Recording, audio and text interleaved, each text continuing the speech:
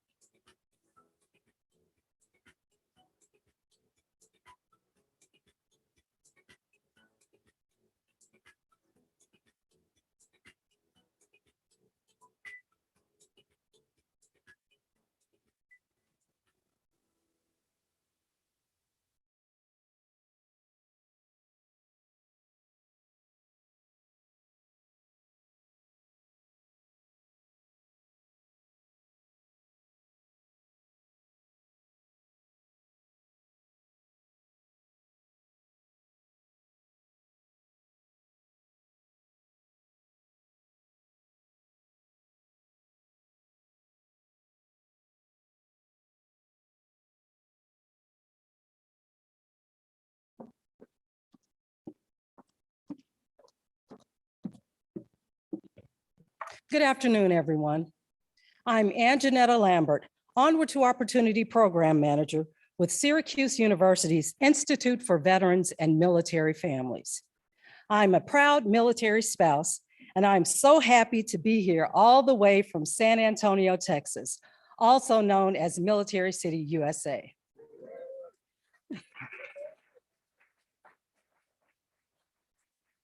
It is my pleasure to officially welcome all of you here today to Syracuse University's National Veterans Resource Center at the Daniel and Gail Daniello Building. While it has been a long 20 months waiting for the dedication, we could not be more excited. Our patience was tested, but like our campus community, our servicemen and women, veterans and their families, tenacity, resilience, and commitment got us through. Today, we honor a university legacy of commitment to our military families that dates back more than 150 years.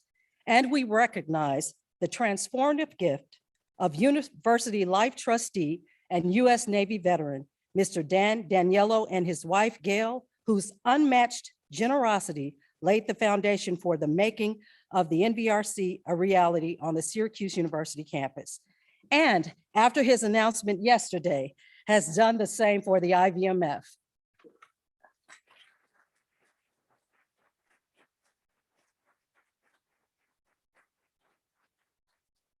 Syracuse University would also like to acknowledge with respect the Onondaga Nation, firekeepers of the Haudenosaunee, the indigenous peoples on whose ancestral lands Syracuse University now stands. We are thrilled to be hosting you in this spectacular building, now home to one of the longest running ROTC programs in the country, the Institute for Veterans and Military Families, the Office of Veterans and Military Affairs, and the largest auditorium on campus, the KG Tan Auditorium, made possible by a gift from Dr. Quang Tan, who completed his graduate degree from our College of Engineering and Computer Science in 1973. Joining us for today's ceremony are Chancellor Kent Severud, his wife, Dr. Ruth Chin, Dean of Hendricks Chapel, Brian Conkle, Dr. Mike Haney, Vice Chancellor for Strategic Initiatives and Innovation, Administrator of the U.S. Small Business Administration, Isabella Casillas Guzman, Mark Elliott, Managing Director and Global Head of Military and Veterans Affairs of J.P. Morgan Chase, Mike Hayes, former Navy SEAL Commander, Medal of Honor recipient Britt Slabinski, Air Force Army ROTC Cadet Caden Lombard, and Army ROTC Cadet Isabella Lee, along with other distinguished guests, including New York State Adjutant General, Major General Raymond Shields Jr., and Central New York Regional Director Tracy DeGenova, representing New York State Governor Kathy Hochul, New York State Senators Rachel May and John Mannion, New York State Assembly members Albert Sturpey Jr., William Magnarelli, and Pamela Hunter, Jamie Foose, Central New York Regional Director from United States Senator Kirsten Gillibrand's office, Joe Name from United States Senator Chuck Schumer's office, Onondaga County Executive Ryan McMahon, and representing City of Syracuse Mayor Ben Walsh, his chief police officer, Greg Lowe. Thank you all for being here with us on this most special of occasions. Please stand and join me in welcoming Air Force ROTC Cadet Caden Lombard for the singing of our national anthem.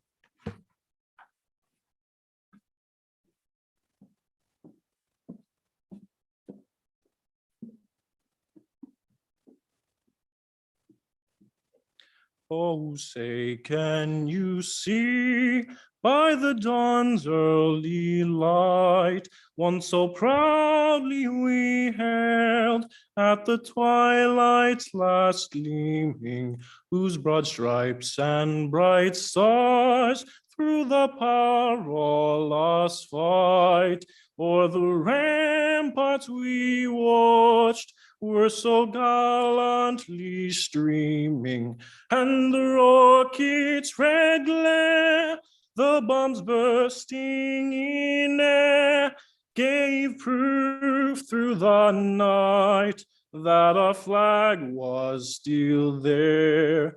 Oh, say does that star-spangled banner yet wave o'er the land of the free and the home of the brave.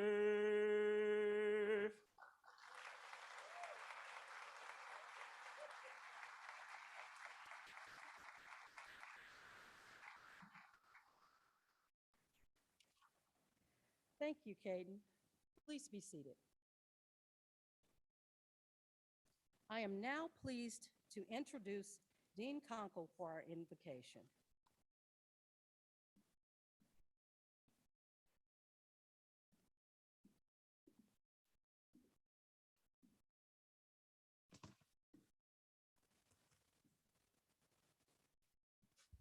Please join me. With respect for our history, in honor of the service and sacrifice of those who shape our communities, and with excitement for new and remarkable opportunities, today and together we celebrate. We celebrate choosing to press pause and pay attention, invigorated by the insight and enthusiasm gifted from being part of something larger than ourselves. We celebrate with the freedom to let our lives speak and the duty to spark and sustain both compassion and courage on behalf of our beloved nation and in service to a common good. We celebrate and we recommit to our shared and sacred purpose today, to do what is right and to be who we must be for the sake of each other. Today and together in this place, at this moment, and into the far beyond, may God bless us all, and may our lives be a blessing unto all others. Today and always we pray. Amen.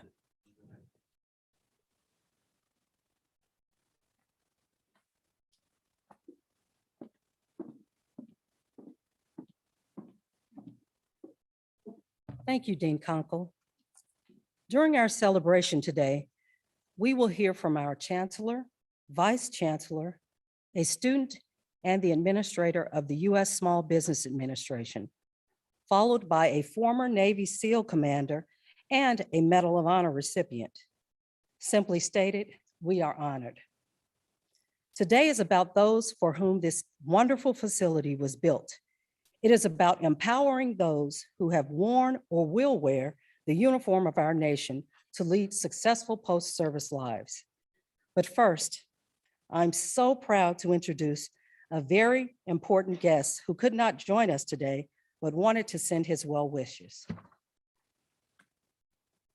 Greetings to those gathered at Syracuse University, and welcome to the National Veterans Resource Center. The NVRC represents a continuation of the longstanding commitment from Syracuse to those who have worn our nation's uniforms and their families. I thank my friends Dan and Gail Daniello for their transformative gift that made this facility a reality and for their continued support of our veterans. Laura and I are sorry we can't be with you, but we send our very best wishes on this special occasion. May God bless you all. What a special addition to our celebration. And we are honored President Bush took the time to celebrate with us and remark on this exciting milestone. I'd now like to introduce Army ROTC Cadet Isabella Lee to say a few words about her student experience at Syracuse University. Isabella?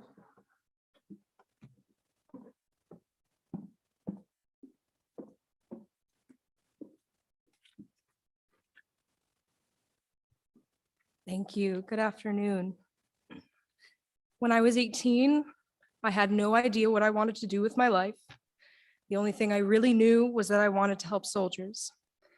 As a military child of the Army had given me an extensive family, and I'd seen all of the good and the bad it had brought into my life, and I decided that I wanted to make a positive impact on those who had protected my freedom. I came to Syracuse University because with one of the best ROTC programs in the nation and a vast selection of academic programs, it seemed like the best place to start. And now I'm here, a senior and a vastly different person than I was my freshman year. The past 3 years have not been easy. As a female STEM major, I struggled and I fought hard, and a lot of times I failed a lot harder. This program put me through the most uncomfortable challenges I've ever faced in my life, but I came out the other side, not the insecure and unsure kid that I was, but the confident, strong, and determined leader that I am. And among the tangle work of schoolwork, training, and extracurricular activities, this new facility that stands today provided a little bit of comfort to me. It was a place to stay between classes, to meet, to work, and to rest that was all our own, because it can be stressful being a cadet in a uniform, marching around campus or studying in a library and feeling just slightly out of place. But what really makes the NVRC special is that it is dedicated to our service members and their families, which makes it a very personal matter to me. My family has served for generations, and we have seen what freedom costs, because soldiers do not just pay with their lives. They pay in their children's soccer games and school plays. They pay with their peace of mind and the sleepless nights that are caused by PTSD, and they pay with every service-related injury and every moment spent away from their loved ones fighting for the freedom of our nation. And I am so proud to stand here today as a student of an institution that is ready to pay it forward. Thank you.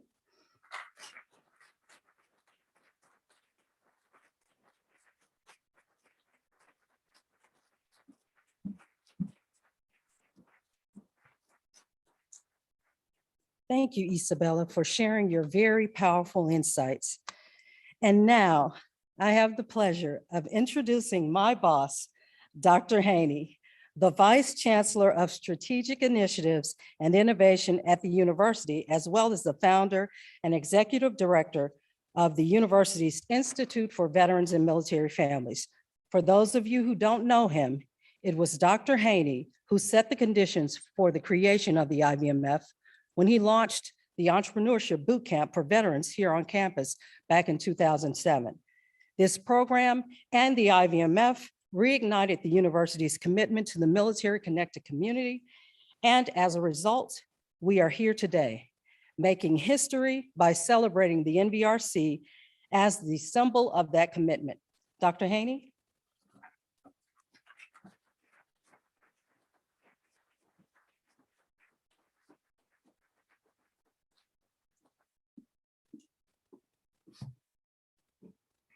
Thank you, Anjanetta. Good afternoon.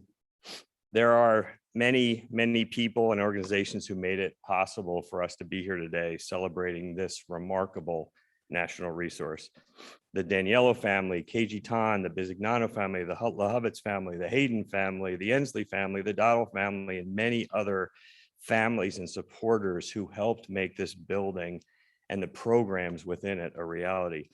To JP Morgan Chase, Howard and Sherry Schultz, Fiserv, USAA, Boeing, Walmart, Lockheed, the US Small Business Administration, and many other partners to the IVMF, who over the past 10 years have made it possible for the Institute to provide training and supportive services and resources to more than 160,000 veterans and military family members. Thank you. To my friends and colleagues at Syracuse University, to our Board of Trustees who both charged and empowered us to be the best university in America for veterans and their families, thank you. To my wonderful teammates at the IVMF and the OVMA, whose work every day gives meaning and purpose to this building, thank you. Since some of you were here yesterday, or some of you were here yesterday that saw us symbolically cut a ribbon and formally dedicate the National Veterans Resource Center and the Daniel and Gail Daniello building, today, we're here to celebrate all the ways that this remarkable facility and the innovative programs and research and services that originate from this place will impact veterans and military connected families in Central New York and across the nation. In the time I have today, I want to share my own reflection on the question I've been asked most, NVRC. That question is, why create an academic facility at Syracuse University or anywhere else focused on veterans and their families? And when I hear that question, and I read between the lines, I think what I'm really being asked is, why should I care? And now today, I know that this is meant to be a celebration, and I had second thoughts about answering that question in the way I believe it should be best answered, which is honestly.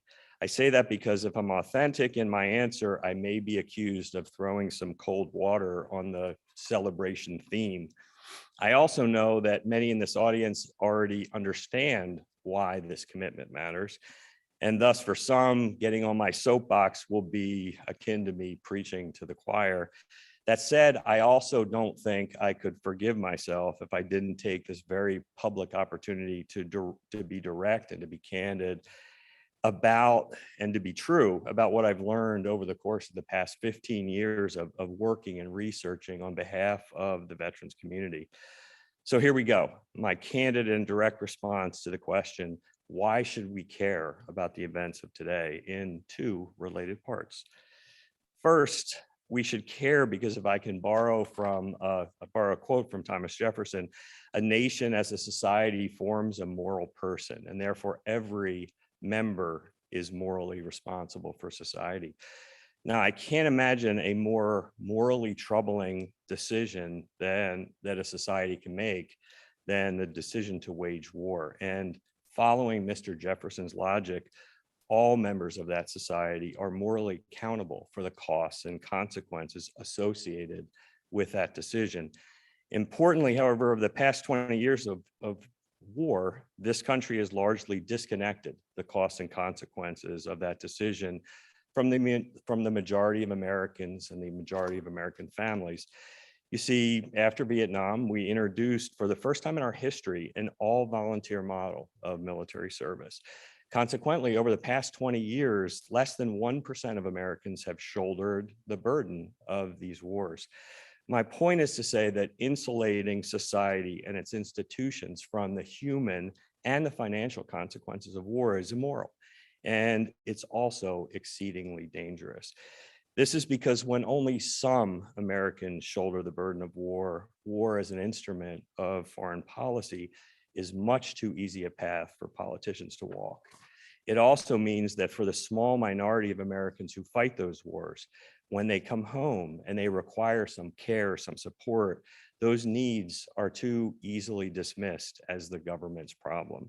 So part one of my answer, why should we care?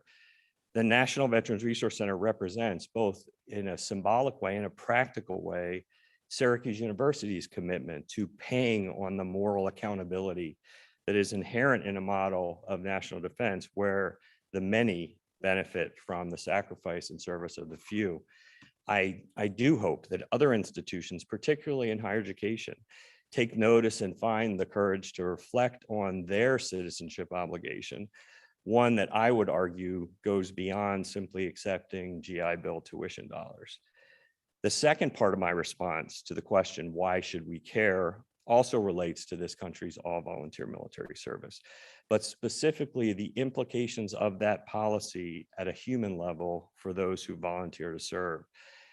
Several years back, I gave a TED talk at the University of Nevada, where I shared my belief that the advent of the all-volunteer model of military service has served, albeit unintentionally, to seed a social and cultural chasm in contemporary American society. It was a provocative and at times uncomfortable discussion, and that was exactly how I intended it to be. And while it's not my intent to repeat that talk here tonight, I do want to recount briefly for all of you the core story I shared that night, and to drive home for me what has become really a central motivating theme for the work that my team does here at Syracuse University. Specifically in Nevada, I shared the story of an experience I had on an airplane, and how that on that particular flight, the captain of that airplane asked the passengers to acknowledge two young soldiers who had boarded the plane in uniform.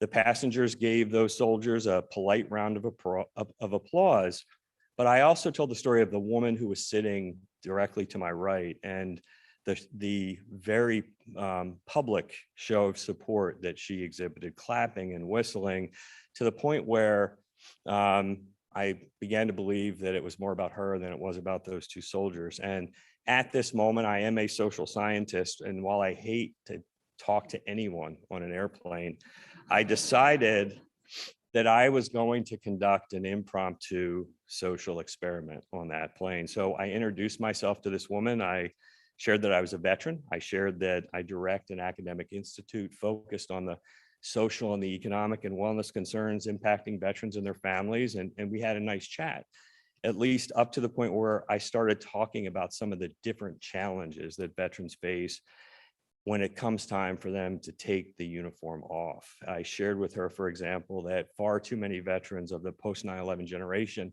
especially the youngest, struggle to find a job when they leave military service. And that could be possibly because about 30% of all those who have served since 9/11 transition from military service with a service-connected disability.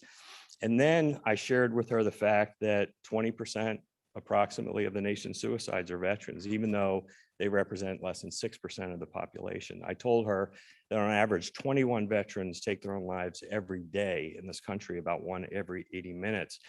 And that is exactly where when our conversation ended. She looked at me and she said, "I just don't believe it. None of this can be true. Didn't you see us clap for these soldiers on the plane? America supports its veterans." And I actually thought maybe I had taken that conversation a bit too far, until the kid that was sitting on the other side of the aisle and unbeknownst to me had been listening to this conversation, tapped me on the shoulder. He looked me square in the eye, stuck out his hand and said, "Thank you." And we started talking. His name was Tim. He was a veteran. He volunteered, enlisted in the Marine Corps at 18, served 5 years, spent 3 of those 5 years in either Iraq or Afghanistan. He had been out for 6 months, and his plan was to go to school and get a degree. He seemed ashamed to tell me that he lasted 2 months on his college campus. He said he just didn't fit in. He'd been trying to find a job, but no luck so far. And he was actually on his way to a VA hospital in a different city, hoping that the doctors at the VA could figure out how to stop the ringing in his ears so he could get more than a few hours of sleep each night. But it was what this young man said to me next that fundamentally changed my understanding of the work that we do here. He looked at me, his eyes actually welling up with tears at this point, and he said, "Mike, worse than all of that, since I've been home, I feel anonymous." Now, reflect on that for a second, anonymous. As a veteran myself and someone who at that point had been working in the veterans community for more than 6 years, I wasn't surprised by anything he said until he told me that worst of all, since he's been home, he feels anonymous. And I can honestly say it was at that moment on that airplane for the first time that I truly understood the insidious nature of a model of military service that is purposefully designed such that a small minority of Americans are asked to shoulder the burden of the burden and the moral injury associated with war on behalf of the rest of us. Just the contrast that I experienced at that moment was enough to give me goosebumps. On the right was a woman now with headphones on, lost in some reality television program, who was profoundly ignorant of the issues and challenges facing the young man on my right. On my left, challenges that stemmed directly from his service on her behalf. A combat veteran who's telling me that in the context of all the hardship that he has endured and will endure in the future, that what weighs upon him most now that he's home among the very people who sent him to war is that he feels anonymous. The point I wanted to make when I shared the story in Nevada is exactly the same point I want to make now. In the context of the question, why should we care about the commitment that this facility represents? I'd ask you to reflect on why Tim feels and often is anonymous. Tim is anonymous because less than 1% of Americans have shouldered the burden of the past 20 years at war. And for that reason, odds are that Tim is not, and Tim and those like him aren't the son, the daughter, the husband, the wife, the brother, the sister, the classmate, the teammate, or even the friend of your average American family. And because Tim isn't any of those things to so many Americans, not only is sending him to war easy, but so is dismissing the quid pro quo that arguably should come with a model of service where the few serve the many. But here's one thing about that quid pro quo. It's not a very high bar. Tim and those like him don't want much in return for their service. What they want from us is simply not to tolerate a situation where Tim comes home and people like Tim come home and they are anonymous while among us. So part two of why we should care. The National Veterans Resource Center represents, both in a symbolic and a practical way, Syracuse University's commitment to Tim, to telling his story and creating the intellectual and the social collisions between those who have served and those who have not, to facilitate knowing and inclusion and understanding and empathy. So I will conclude where I started by saying thank you, but this time on behalf of Tim and the many like him in this very room, who, because of all those who made this remarkable space and place possible, they will no longer be anonymous while among us. So thank you very much.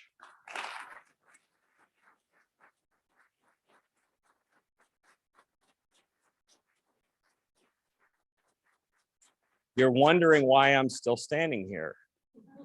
That is because my final duty is not actually a duty at all, but it is a true honor. That is to introduce our next speaker, a valued partner to Syracuse University and the IVMF that we are thrilled could join us today. Isabella Casillas Guzman serves as the 27th Administrator of the U.S. Small Business Administration. Administrator Guzman represents more than 30 million U.S. small businesses and is committed to helping small business owners and entrepreneurs start, grow, and be resilient.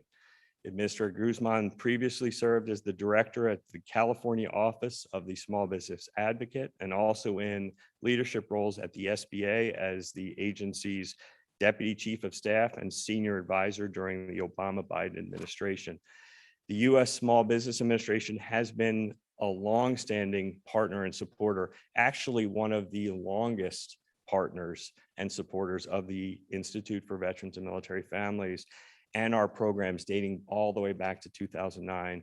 We are so pleased to now build on that foundation as a new Tier 1 partner in the SBA's new Community Navigator Pilot Program. Please help me welcome to the stage SBA Administrator Isabella Casillas Guzman.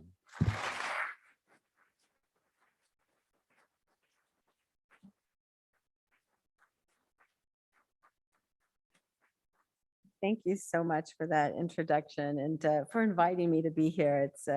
It's a true pleasure. I always forget to take these off.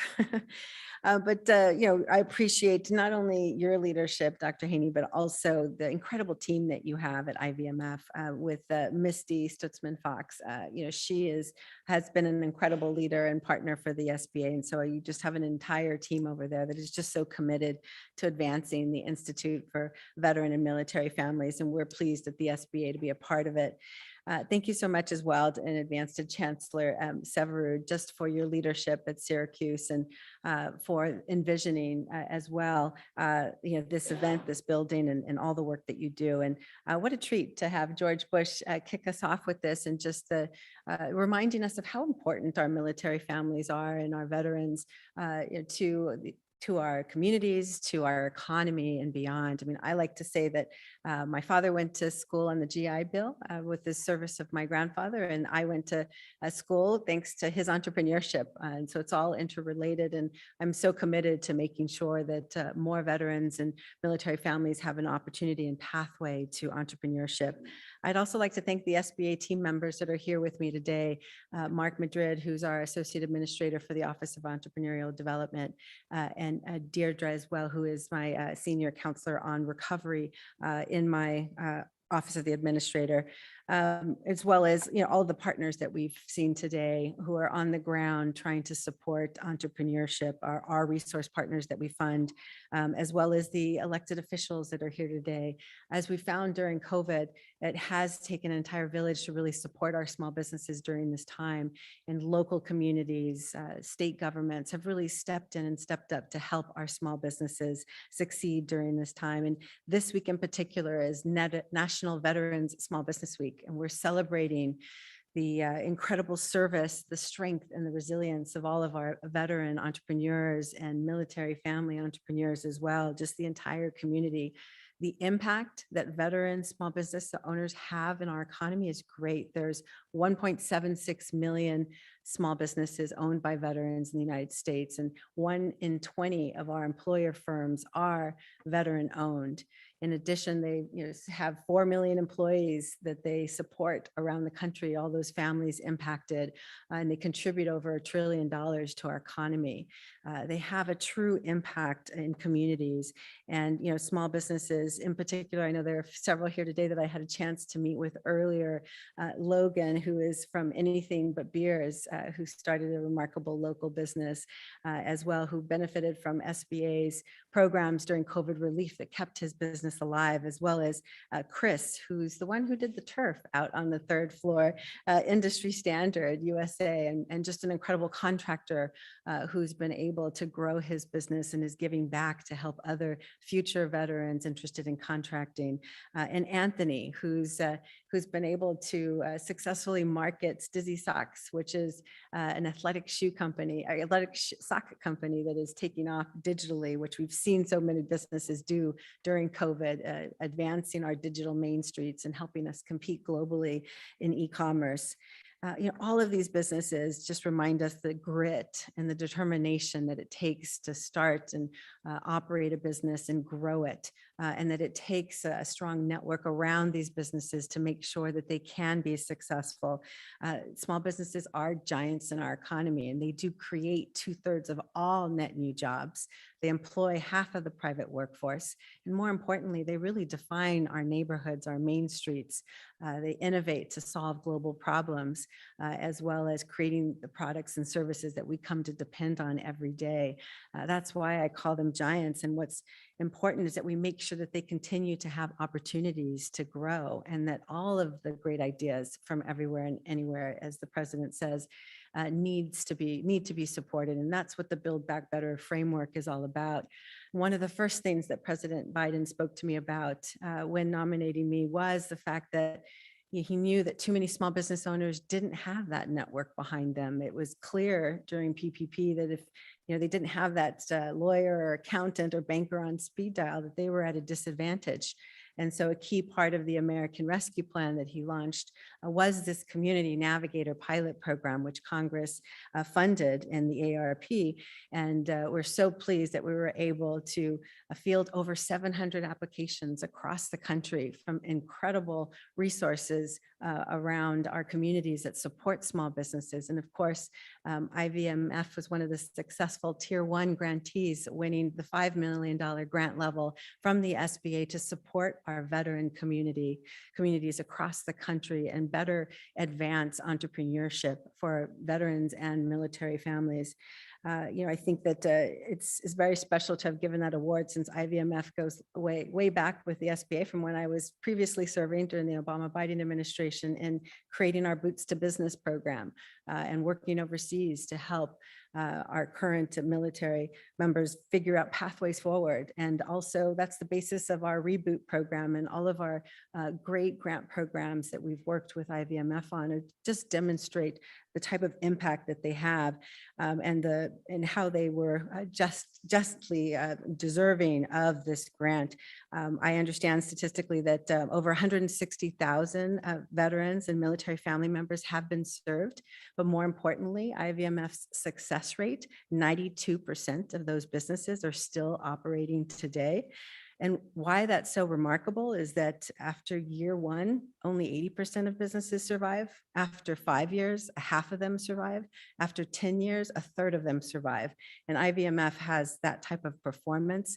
We know that this funding is going to go a long way to really support our veteran communities across the country with great success outcomes. And with this grand opening of the National Veteran Resource Center, we'll have a home in this beautiful building to be able to better support the veterans through IVMF and ensure that they can access capital, that they can access marketplaces, those opportunities, the revenue side of the equation, as well as networks. So many of our advisors become like social workers for our small businesses, making sure that they can connect our businesses to all the resources that are available out there. And we know that IVMF will be successful in doing that. And that's what SBA's mission is all about, is trying to make sure that we can help businesses to start, to grow, and to be resilient. And especially with a focus during the Biden-Harris administration on ensuring that all of those businesses have access. It's about leveling the playing field and make sure that everyone has their fair shot to pursue their dream of entrepreneurship, of opening a small business and developing that product they know is going to take over the world. SBA is always here to be a part of that team, and we're so honored to be a partner of IVMF because they are incredible stewards of our funding to be able to better support veterans in our communities. And we look forward to the economic impact that's going to be made through that partnership and through that grant programming that we'll see over the next couple of years. So thank you so much for having me here just to honor and celebrate the successes of IVMF, as well as look towards the future as they know that they will deliver to our small businesses across the country. Thank you.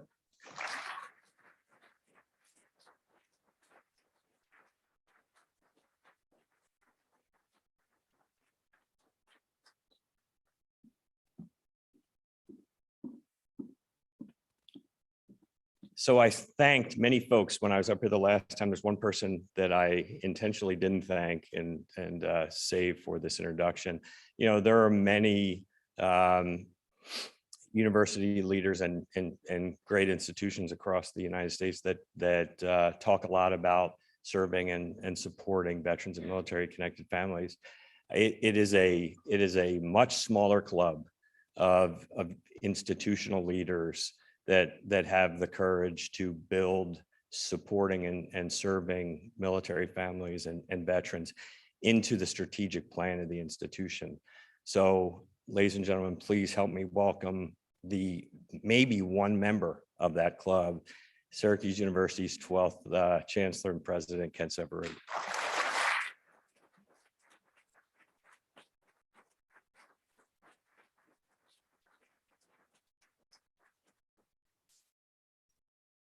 I'm going to be very brief because we're going to talk with the Medal of Honor winner shortly, and that means a lot to me and to all of you. I mostly want to just say thank you and issue a challenge. First of all, Administrator Guzman, thank you for being here and for your incredible partnership of the SBA with everything that has been going on here in this building and at this institute. It's such a pleasure to have you on our campus. And of course, I just have to join in thanking Dan and Gail Daniello, who not only made the largest gift to make this incredible building possible, but yesterday announced a $30 million gift to endow the Daniello Institute for Veterans and Military Families. And I think we should clap specifically for that.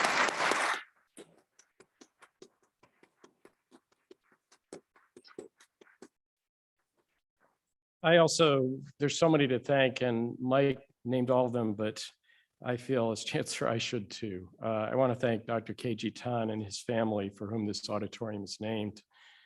I want to thank the state of New York, represented today by our Adjutant General and by so many of our state senators and representatives who really were an upfront contributor and supporter of this project. I want to thank the Bizignano family and the Hovitz family and the Hayden family and Dottle family and so many donors and supporters who make this vision a reality. And of course, JP Morgan Chase for its leadership, its vision, its commitment right from the beginning to the Institute of Veteran and Military Families. We couldn't have not done it without JP Morgan there at the start. And all the corporate government and foundation partners, Mike named them, but I will too, the Small Business Administration, New York State, Pfizer, Boeing, the Schutz Family Foundation, USAA, Accenture, Prudential, Lockheed Martin, the Heinz Endowments, Walmart, and many more. Those are the thanks. The challenge is a little different. 10 years ago, the IVMF was an idea in Mike Haney's head. And in the beginning, I understand, with support from then Dean of the Business School, Mel Stith, the Whitman School of Management, to get its name right, the IVMF had 3 employees, 1 founding partner, and 1 big dream. And the very first program out of it was the Entrepreneurship Bootcamp for Veterans. And in the 10 years since then, as you've heard, IVMF has served more than 150,000 service members and their families. And in the last decade, that's helped Syracuse University become a place where academic research and education and outreach come together to benefit those who've served. We have been formally recognized at this point as the best private university in the United States for veteran and military connected service members and their families. Along the way, we have discovered that serving veterans and military families makes Syracuse University better in countless ways. In becoming the best private university for veterans, we're now a different, better, more diverse university that has so much more to give the world. I think we've done that because we've got the best leadership for veterans and military families in the world, in Mike Haney and those who support him here, including Maureen Casey and Ron Novak and so many others. So the question is, what's next? After 10 years of coming so far, what's the vision for the next 10 years for IVMF, for the Daniello IVMF, for OVMA, for Syracuse? And I have a realistic suggestion and challenge. It'll take a lot of work. It'll take the support of all of us here tonight and many new supporters and many of our successors. In 2031, let's not be the best private university for veterans and military connected service members and their families.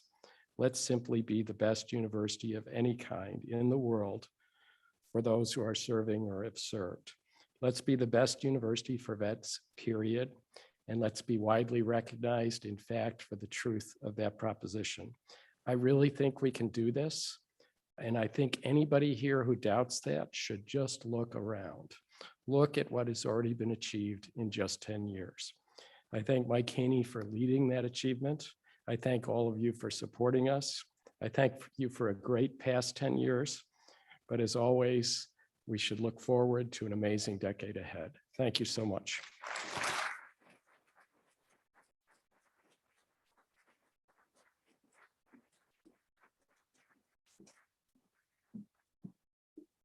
Thank you, Chancellor, Administrator Guzman, and thank you, Dr. Haney. I'd now like to share a special message from someone with whom our next speaker is very familiar, Jamie Dimon, Chairman of the Board and Chief Executive Officer of JP Morgan Chase.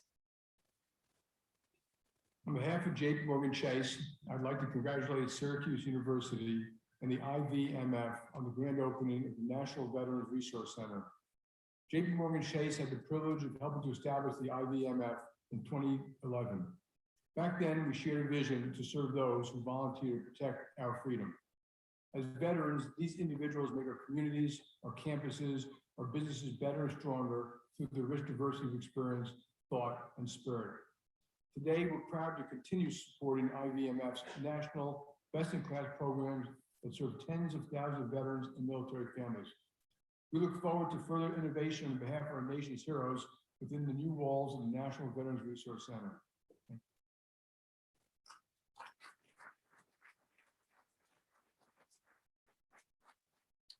As the IVMF's founding partner, we are very much appreciative of that wonderful message. And now I'd like to welcome Mark Elliott, retired Army Colonel, Managing Director and Global Head of Military and Veterans Affairs at JP Morgan Chase, to share a few words.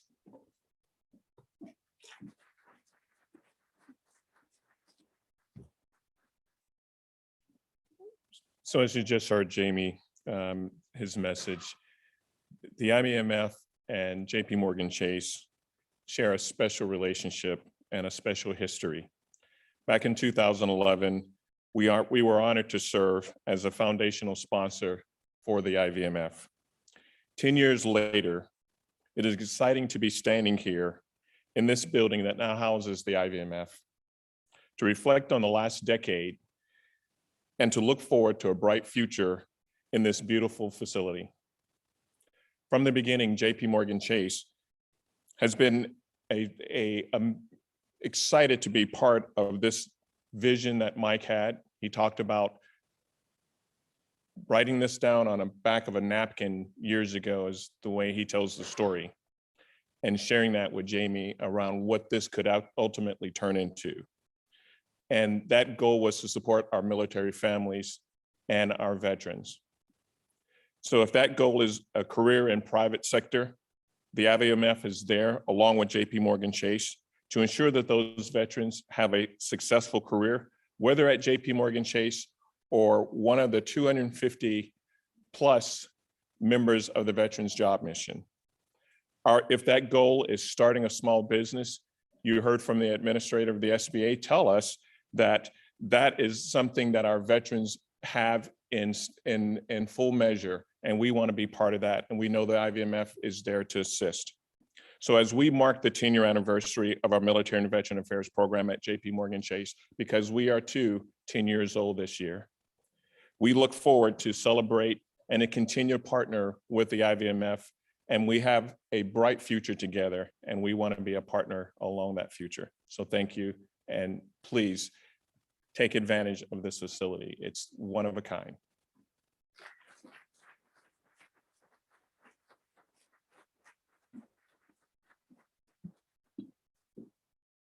Thank you, Mark, and thank you, JP Morgan Chase, for your ongoing commitment to veterans and their families and to the IVMF. It is now my distinct honor to introduce our special guests, Mike Hayes and Britt Slabinski. Mike is currently the Chief Digital Transformation Officer at VMware, responsible for the company's global business operations. Prior to his current role, he held senior executive positions at Cognizant and Bridgewater Associates. And more significantly, he spent 20 years as a US Navy SEAL and was the commander of SEAL Team 2. He is also a board member of the National Medal of Honor Museum and author of Never Enough, a Navy SEAL commander on living a life of excellence, agility, and meaning.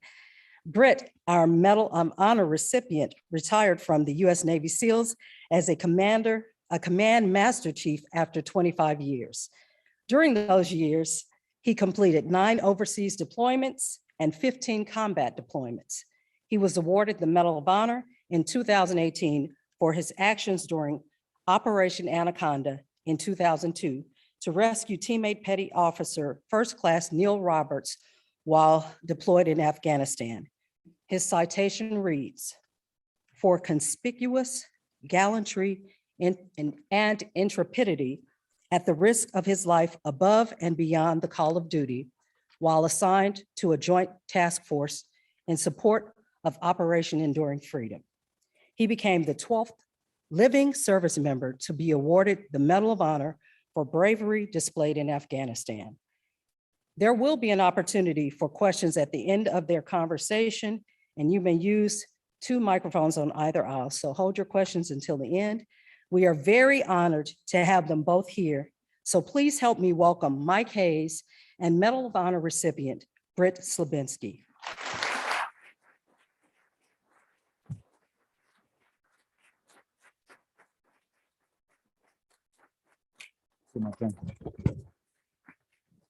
Well, today's a great day. Today's a great day. We celebrate. There are a lot of reasons to celebrate. First of all, there have been a lot of really important names and people up on screen, and thank yous, very, very appropriate. But, you know, there are more names that haven't been called today than there are names that have been called. And so I want to also make sure that we celebrate each and every one of you who are in the audience, who quietly help make sure that Dr. Haney's Tim doesn't get forgotten. And so thanks, and we celebrate each of you who are here. So that's one of the reasons today is special. But I've got two more things that I want to point out before I really let the man of the day and the hour speak.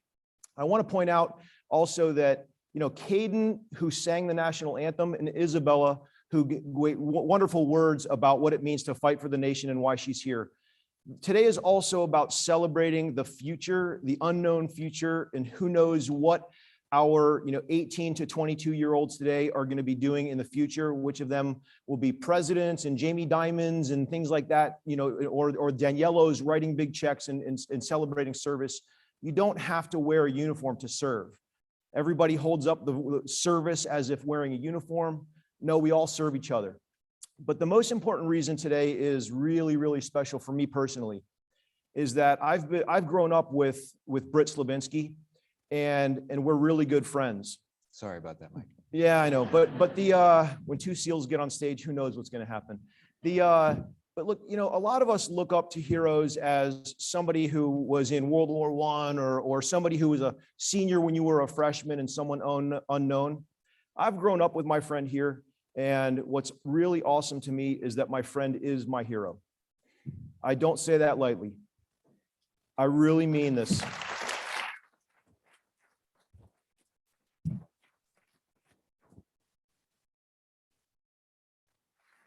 Britt, in case you don't know, Britt is one of 66 living Medal of Honor recipients.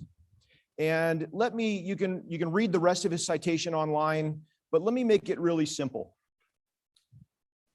Britt went in the dark of the night, in the very early days in Afghanistan, to go pursue extremists that wanted to harm our nation. Britt went in unknowing what would happen, went in with great confidence, great planning, and like anything in war, there's chaos, it's dark of the night, unknown situations. Helicopter gets hit with a rocket-propelled grenade. Our good friend, Neil Roberts, better known as Fifi, falls out of the helicopter. He's on the ground alone. The helicopter limps its way back down the mountain. Britt has a choice. Britt has a hard choice. Britt has to figure out what and when the rest of the force should do. Britt brought his element back up into the unknown situation and fought the enemy. I want to start us out maybe a little bit heavy, but Britt, bring us into that day if you would, and tell us what you were thinking, and more importantly, how we as non-Medal of Honor winners can draw such great lessons in values and character. Tell us about that day, please. Well, if I could start with first, Mike, just saying, hey, it truly is a privilege being here with you, on stage with you. I mean, you're right. When two SEALs get together, I'm sorry for what could transpire, but from the days that we shared together, to me, this feels like coming home, Mike. I'm sitting here next to you. I just want to let you know that, right? I couldn't be more comfortable with you. Second point I want to make with everyone before we start is, listen to all the great speakers that were here today and everything that went into making this building. And you heard the challenge that was just placed to you for 2031.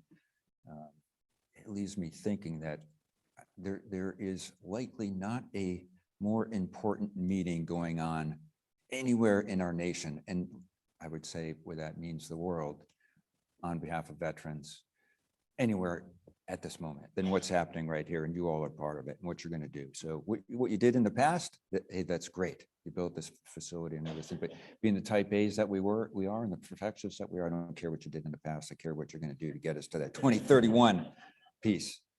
So I appreciate all of you being here and for putting up with both of us. I know it could be difficult.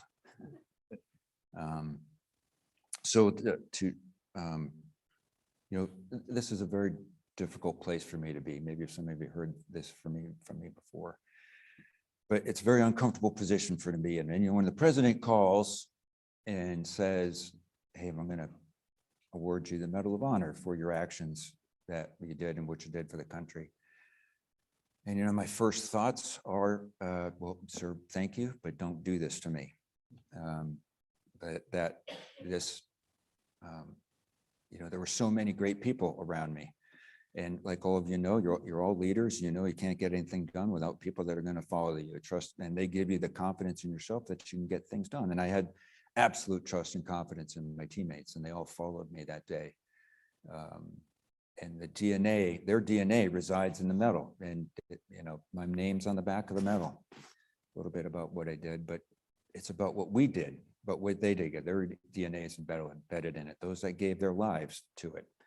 Really, everyone that's ever served, those of you in this room, it's really the nation's medal. Anyone that has raised their right hand, made that promise, those convictions, that covenant to our country and said, hey, I will protect you, your ideals, your way of life. This piece of it belongs to all of them. So it's really quite an uncomfortable position to be put in. And I know all the recipients will tell you that it's really the nation's medal, just a caretaker of it. So that particular day, you know, we deployed, we got into Afghanistan, I think it was January 6th we got there.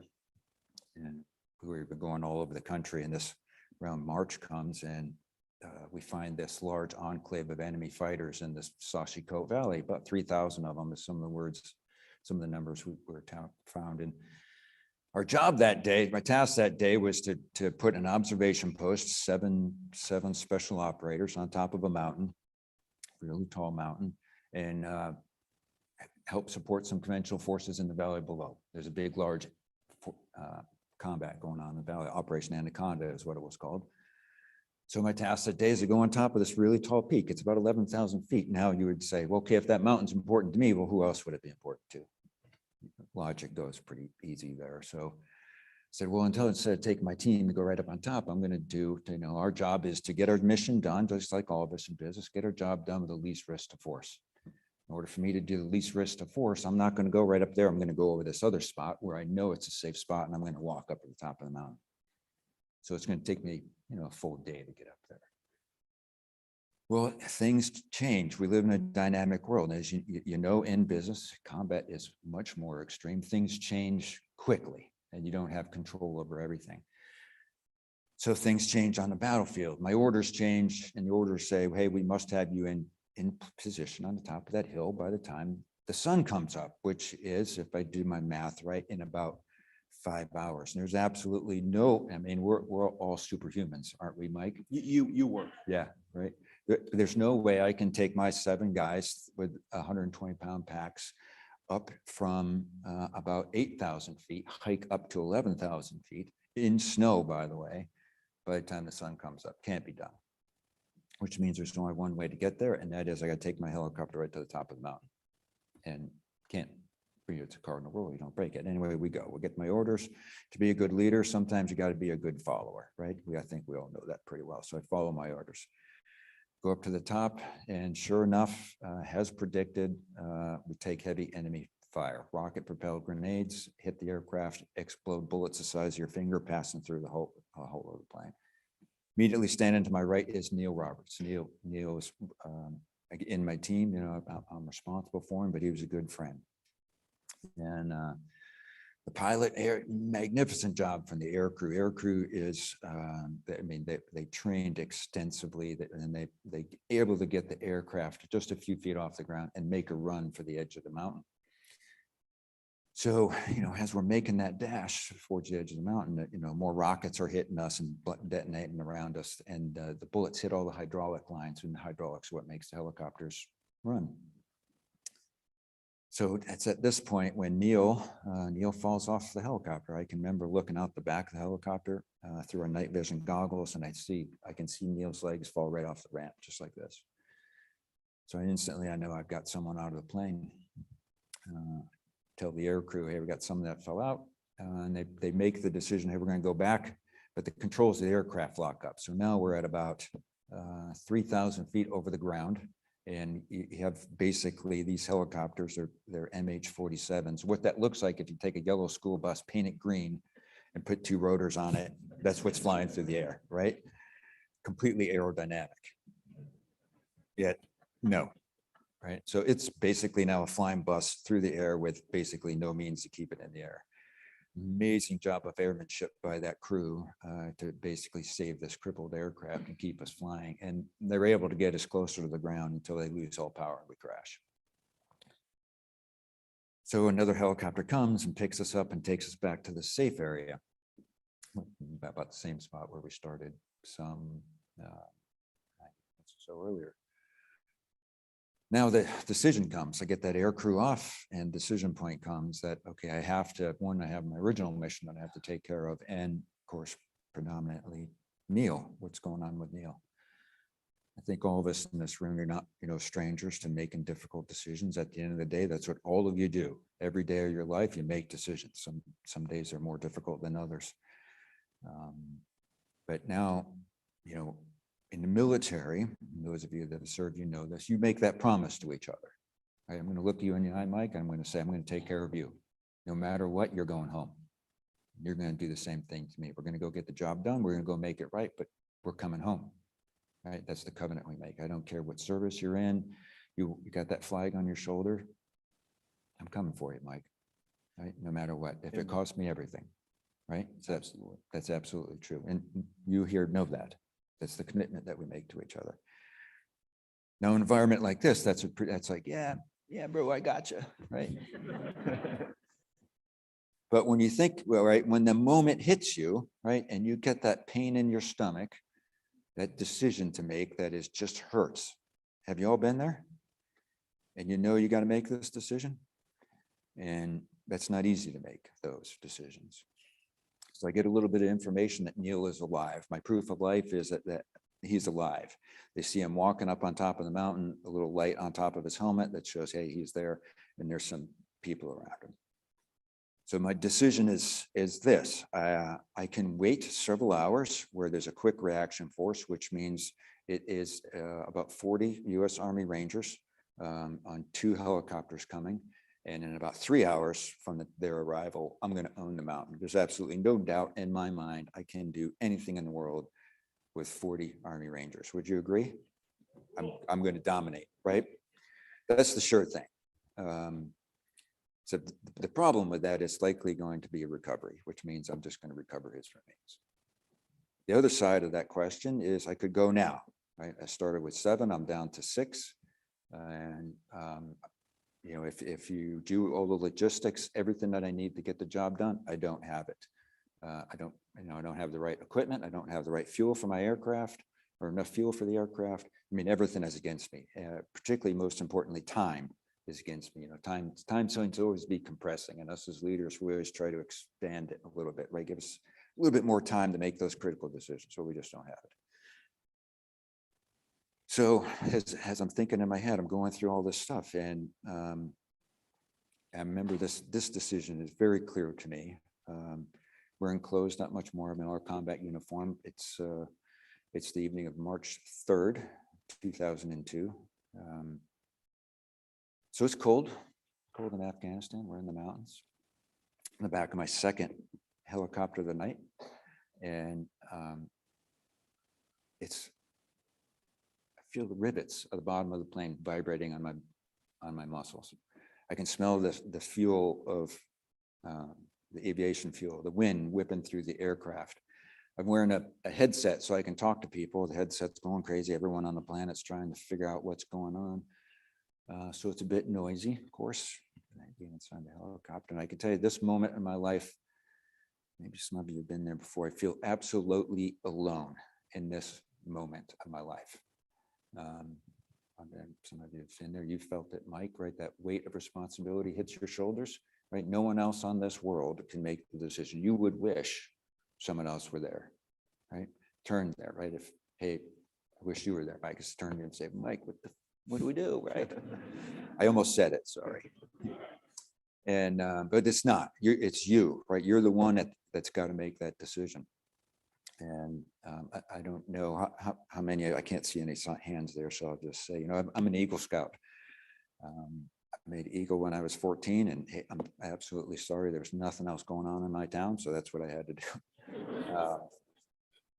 But I was an Eagle Scout at 14. So if any of you are out there that were Eagle Scouts or Eagle Scouts, if you can think of what the opening lines of the Boy Scout oath are, those opening lines are, on my honor, I will do my best to do my duty. That echoed in my head 3 times. Again, very clearly recognize all those smells, I've got a green waterproof notebook in my hand, my night vision goggles on. And I remember looking up from that, looking out the back of the helicopter, seeing the exhaust twirling through the air, going, I'm going now. I'm going now because I made a promise. And I have be derelict in my duty if I did not complete my word to him. So the decision is made. And so, of course, what you need now, right, is you got to convince others of your decision that this is right. And this is where that trust comes in. And I turn the lights on in the aircraft, and then I tell the team, I tell the pilot, and the pilot confirms. He's like, yep, I can get you right back up there. But I only have enough fuel to basically go around the mountain 5 times. I'm going to come right back in and pick you up. I was like, wow, that's a lot of time. Like, no, it's not. It's not a lot of time. It's like, no. And I asked the pilot, and I said, is there any place else to land up there? And he's like, nope. I was like, beautiful.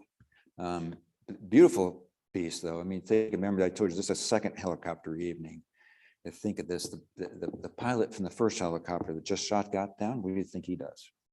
He gets in that second helicopter and he says, I'm taking you right back. So think of that spirit right there, that person. Is that person's DNA not in this? Right? I mean, it certainly is. And I absolutely needed him to do absolutely that, because the whole crew, I'm putting that whole crew at risk too. So I mean, they're all in, so the lights come on, I turn to my team. And my team absolutely needs confidence from me now too. And I give them everything that I know, right? I give them all those 5 W's. This is it. Here's my proof of life. Here, I give them everything. And I'm giving them the why of what we're doing. Because what if I'm the first casualty off the ramp of the aircraft, then you need to give my team that little bit of survival. You need to know what I know in case something happens to me so you can get the job done. That's what I give them. And they're all in. All of them, they are all just like, yep, we're going. And I remember very clearly the lights go off, the ramp comes up, and we lift off and we fly away. And I have a little moment to myself where, we had about a 5-minute flight time to the mountain. And I remember, again, looking out the back of the aircraft, just thinking about home, right? All those promises that you make there too, right? And I'm thinking at the time, my son was 6. And I'm looking out the back. It might take me a second to get through this here. Right? I remember looking out the back, and I'm thinking, hey, I'm sorry for what's about to come. Meaning, hey, someone's going to come knocking on the door in the uniform, letting them know, hey, your dad's not coming home. And that thought lasted for a few seconds for me, just looking out the back, and then at that point, being in the leadership roles that you are, it's like compartmentalize that, right? Like, hey, we'll deal with all that stuff later. Let's get down to kicking some ass tonight, right? And, yeah, we make the approach on the mountain, and we're taking heavy fire coming in. We go off the ramp. I take my headset off, hang it up there, and the pilot, last thing he tells me is, team leader, good luck. Headset gets hung up, helmet on, goggles down, first off the ramp of the aircraft. Team follows me off, and instantly we're in a heavy firefight. My Air Force controllers killed right next to me instantly. Heavy firefight on top of the mountain, and there, like I said, there were 6 of us up there, but there's enemy muzzle flashes everywhere firing at us, bullets. I mean, far more people up here than we thought. So we have a lengthy firefight up on top, and I realized, hey, if I've taken 2 more casualties, that now I'm down to 3 of us, that I can't continue to do the same thing and expect a different result, because all of you know what that is, right? That's absolute insanity. So I was like, I got to do something different. I have a big gunship flying overhead, and I make the decision, hey, we're going to relocate to a different spot. I'm going to get my team back together, and we're going to call in some fire up on top, bring in the big guns. And that works eventually. And then the sun comes up, and then, I lose, again, you can't control everything in warfare, and the decisions keep changing, and I lose close air support. And it's amazing how crazy things can get. I'm constantly inquiring, where's the Rangers at? And I get various information comes to me. Finally, this helicopter again flies right over the top of us. Again, we're right on top of the mountain under heavy fire. Now, think of this for a minute.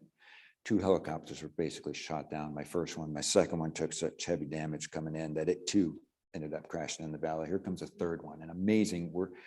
One of my teammates leans over to him and he's like, what are they doing here? And you would think, amazing that they had no idea that was a mountain where all this heavy fire had just taken in.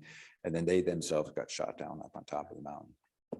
And so I'm able to contact the second. There were 2 aircraft. I talked to them, direct them to a safe spot, and they come up. The other half of that Ranger quick reaction force secures the top of the mountain. The battle lasted in total 14 hours at the end of the day.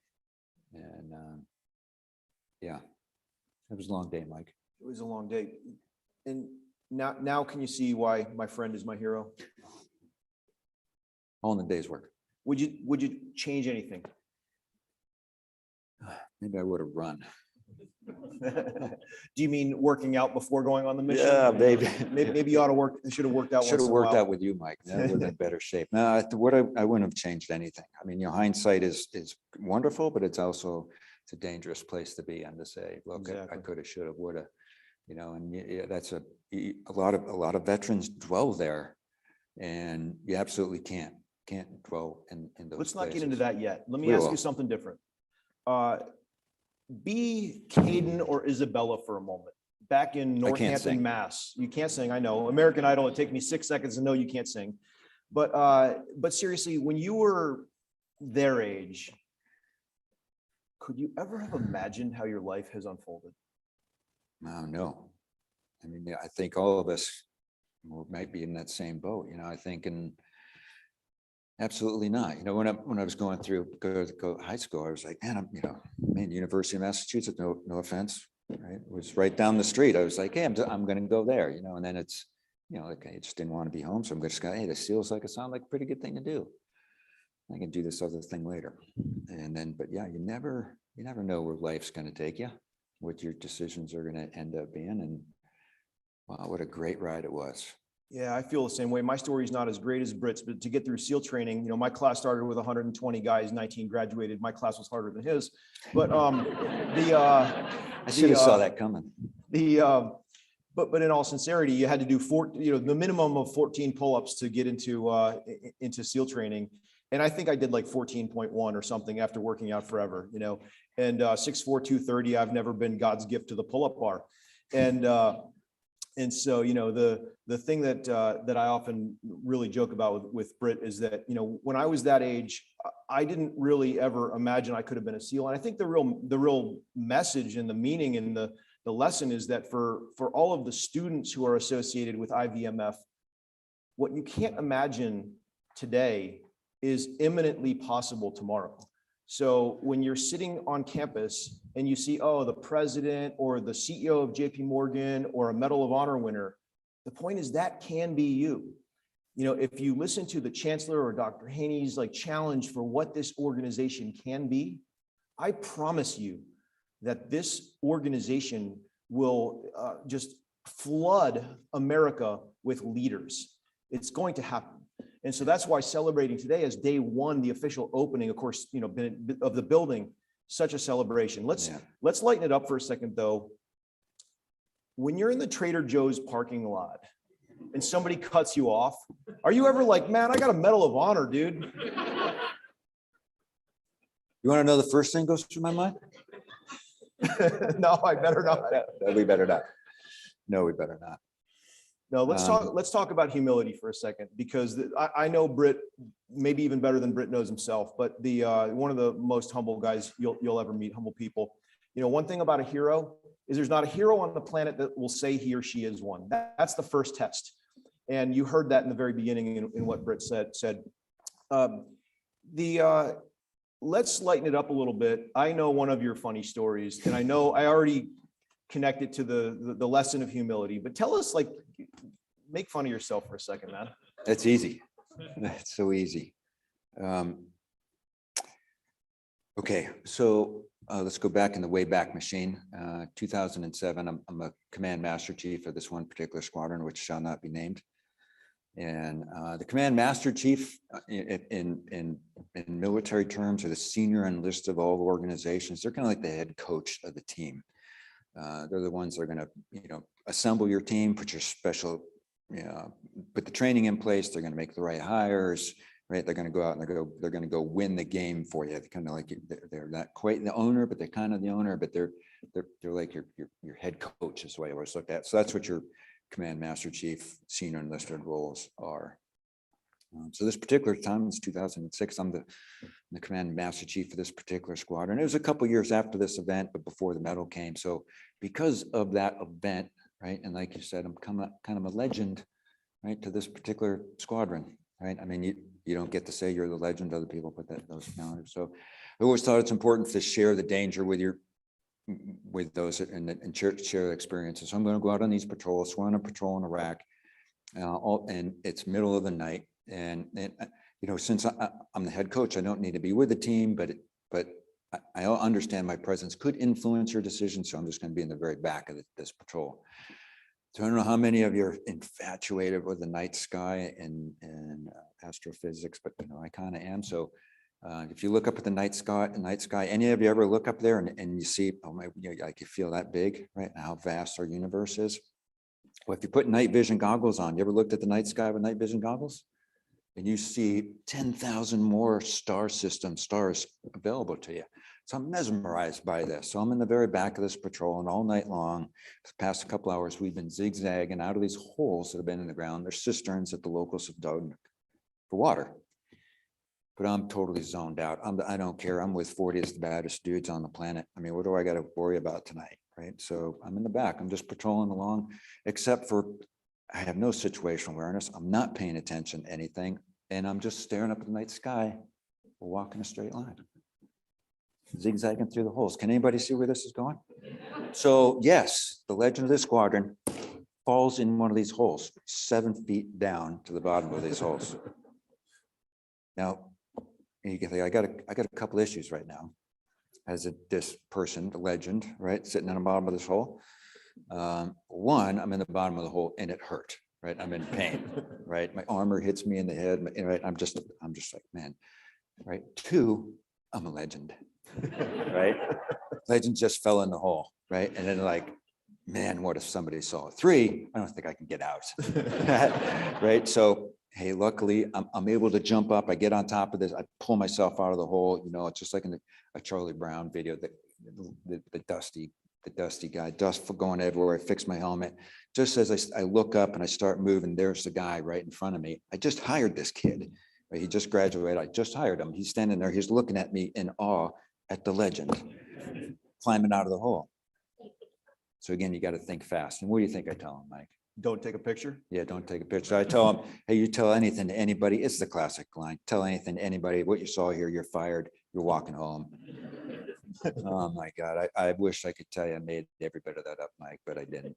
No, the thing I love about connecting those two stories is that you can be the legend and you can be the legend in your own mind, Totally. but you can also laugh at yourself.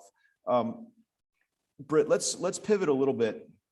You recanted a story of roughly, 48 to 72 hours of your life. You served 25 years. Everybody that you tell the story to gets rightfully a little bit fixated on what they hear. Tell us more. How do you put that in perspective versus all the other missions that you did? Well, so, like I said, I had originally not really intended to make a career out of it. I just wanted to come in. I just wanted to do my duty. I wanted to do something difficult. And yeah, maybe if I could make this SEAL thing work, yeah, that'd be kind of cool. But it really became, of course, once the towers came down, I think my convictions really changed at that point. I think all of us clearly remember, most of us probably in this room clearly remember where we were that day. And when I saw those things came down, all our worlds changed. And from that moment on, I wasn't going to leave this job right at the point when the country needed us most. So at that point, I made the decision, like, I'm going to see this thing through. I don't want my children to inherit this problem. I don't want your kids or any of your kids to inherit this problem. So it really came down to like, look, I got to do everything I possibly can. I'm in a position where I can do something about it. And damn, I'm going to do something about it. Right. And everyone on the team felt that way. It wasn't something that we really had to talk about. It's just like, okay, we're in, we're going to go do this. But the other thing is, it's not just you and I, isn't it? Right? There's other things attached to us. It's our families attached to it too. So we're signing them up to it as well too. You know, you're going to miss a lot of birthdays. You're going to miss a lot of lacrosse practices. You're going to miss everything, right? All in the hopes that it's going to pay off longer on down the road. And that's what it was until you get to the point where, for me in 2014, it was, look, you know, Mike, as well as me, it's like we self-destruct on command. It's whatever is required, right? The job always came first, your family, and you came second, third, Whatever it fourth, takes. whatever it's going to take, Whatever right? it I'm going to takes. do it. But there comes a time, and look, I'm not willing to do what the organization is asking for me anymore. Right? I think everyone comes to that, and it's just that point, in order to not be a burden, right, on the organization that you've come to love. I've got to go. Right? I can't do what you need me to do anymore. And that was it. Right? You know, I remember July 4th actually in Iraq in 2007, where we were going after it was a very hard mission, and we were getting ready to get on helicopters. And I remember pulling everybody together and saying, what a privilege it is to do what we're about to do, and how few people have the opportunity to be in our situation. How did you feel? Tell me about the feeling of privilege to serve the nation. What did that mean to you? Well, it meant everything. I mean, absolutely. I mean, you think of, and, you know, all the eyes are on you. Everyone in service, everyone's watching this, but just to know you're not only making a difference, not just for the country, but an example for me would be, you know, let's say 2007 Afghanistan, we were working in southern Afghanistan. You know, and you get the head general that's running Afghanistan said, hey, you know, we got some issues down here. Can you come down here? And they send us down here. And within 3 weeks of our arrival, the school's open, the bazaar's open, the girls, right? The parents are allowing their girls out to play on the street and put their nice colorful clothes on and interact with you, coming out and coming up and thanking you. I mean, that you're giving them hope. Right. So it's not just for us, right? It was also for the local villagers to see, okay, the kids are out there smiling and the parents were allowing that, you know. So that was a lot of the reward for it. Yeah, we're doing this protecting the homeland piece, but also we're out there trying to do what's right. And that's really what really was driving us every day, to say, look, we're out here doing the right thing. I'm going to take that little finger of oppression off of you so you can get up, right, and go live your best life. That was really rewarding for us. And how do you think we can do a better job of conveying what you just said to the next generation? I think we're doing it right here, talking about it. We got to say, look, this is what service means. You know, that you know, the dreams of something like this or that, like, hey, forget about that. Right? You don't want the thing. But I think talking about, you know, really the core of what we're trying to do is at the genius of this very facility and what we're doing here. Talking about what service means. I mean, if you think about it for a minute, you know, what's walking through your front door right over there? It is right over there, right? Yeah. What's walking in and out of your front door? You could have President of the United States walking in and out of that door, Chairman of the Joint Chiefs walking out of there. You could have the next person that's going to walk on Mars could be walking in and out of your doors right in there. You just don't know. And so then you've been criticized as well for sometimes being too aggressive. Yes.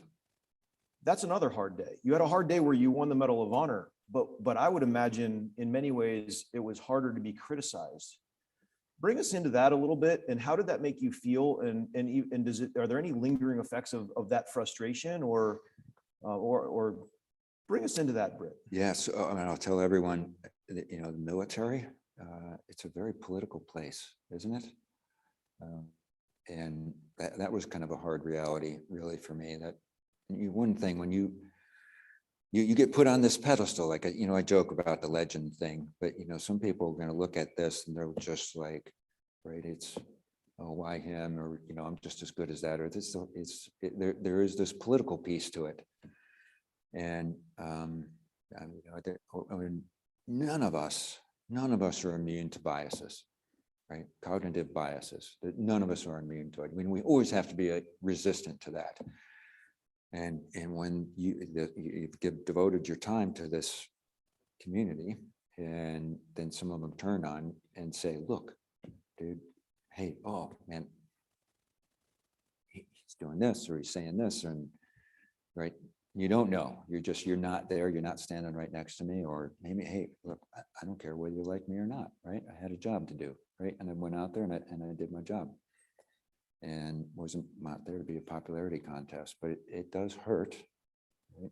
When people say things that, right, for one reason or another, it's for your own political gain. And we all know that that's kind of the world that we're living in right now, rather than showing true leadership.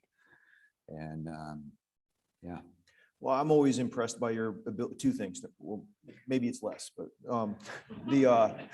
Half? your ability to compartmentalize.